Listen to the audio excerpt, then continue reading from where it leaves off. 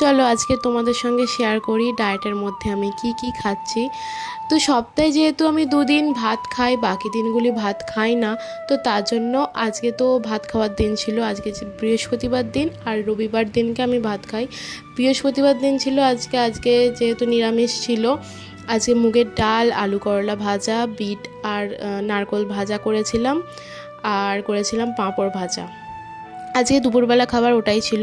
আর সন্ধ্যাবেলা হচ্ছে এটা সকালবেলার একটা ব্রাউন ব্রেড ছিল দুটো, ওটাকেই আমি একটুখানি মুগের ডাল বলছি, মুগ কড়াই সিদ্ধ ছিল আর শসা দিয়ে একটু স্যান্ডউইচ বানিয়ে খেয়েছিলাম।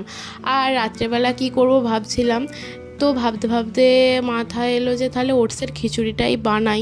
ওটসের খিচুড়ি তো পেঁয়াজ রসুন এগুলো দেয়, কিন্তু আমি পেঁয়াজ রসুন ছাড়াই বানিয়েছিলাম। আজ সবজির মধ্যে আমি এখানে দিয়েছিলাম হচ্ছে ক্যাপসিকাম, গাজর, বিনস এগুলো দিয়েছিলাম আর টমেটো দিয়েছিলাম।